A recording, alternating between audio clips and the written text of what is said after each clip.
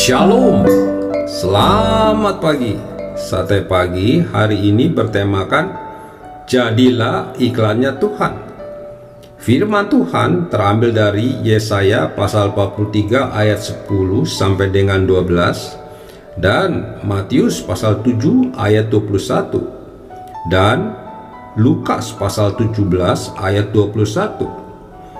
Bukan setiap orang yang berseru kepadaku, Tuhan, Tuhan, akan masuk ke dalam kerajaan surga, melainkan dia yang melakukan kehendak Bapakku yang di surga.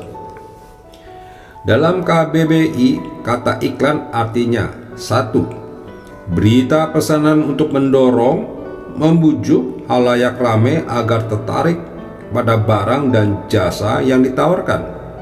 Kedua, pemberitahuan kepada halayak mengenai barang atau jasa yang dijual dipasang di dalam media massa seperti surat kabar dan majalah atau di tempat umum. Dengan definisi tersebut, tentu dapat dipahami bahwa iklan adalah cara yang tepat untuk mensosialisasikan atau memperkenalkan suatu produk bagi masyarakat.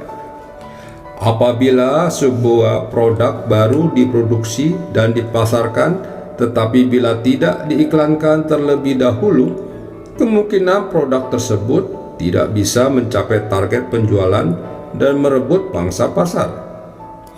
Karena itu, ada banyak pebisnis, perusahaan, instansi, lembaga, yayasan, atau lainnya memilih mengiklankan produk, program, dan sebagainya agar dikenal.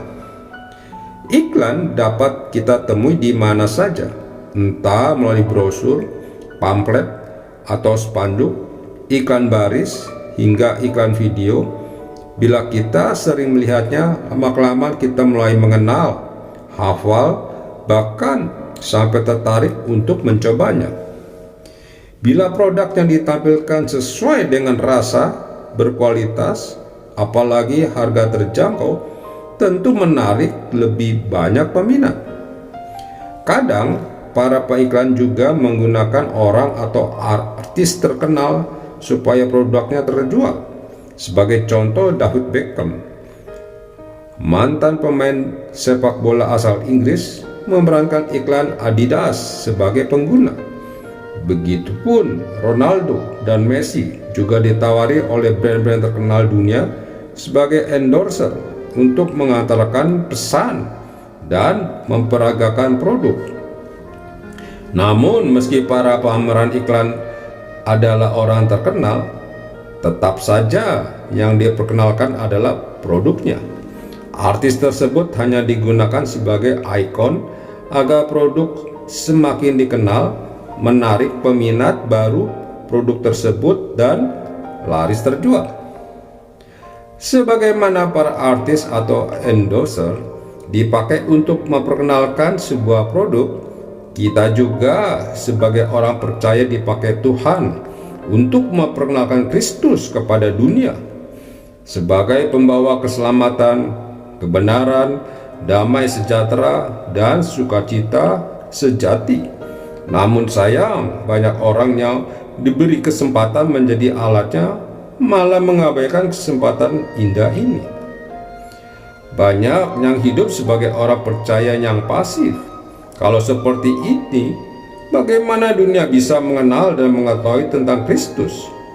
Di sisi lain, ada yang malah tidak memperkenalkan Kristus, tetapi yang lain seperti denominasi atau organisasinya sendiri, bahkan dirinya sendiri.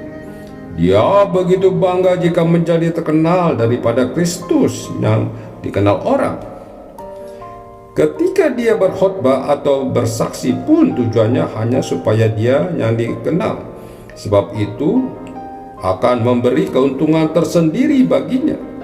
Bahkan ada juga yang malah bertengkar satu dengan yang lain karena berbagai alasan sepele. Ini menjadikan semakin buram gambar dan berita tentang Kristus.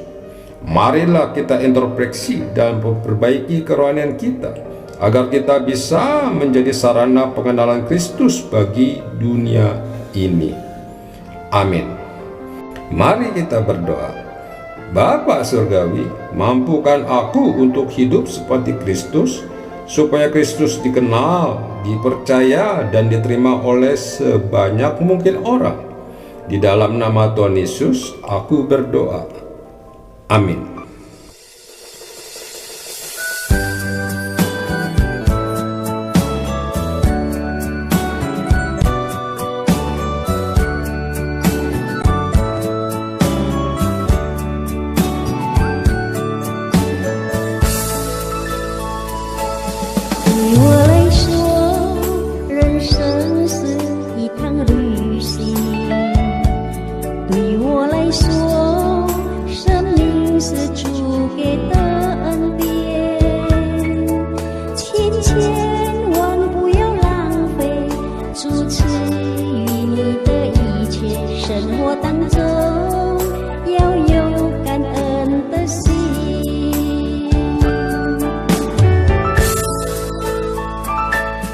对我来说，生活是一个机会；对我来说，生活中要伺候上帝。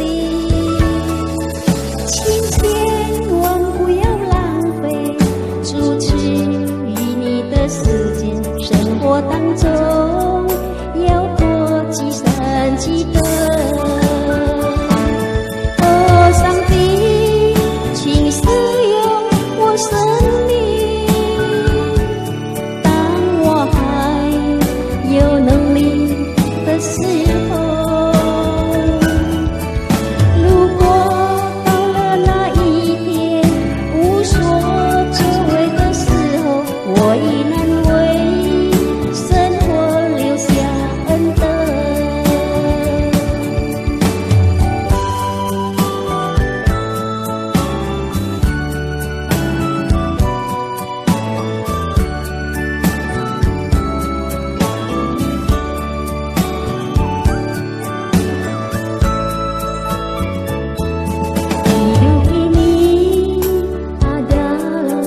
Kesempatan hidup ini untuk melayani Tuhan.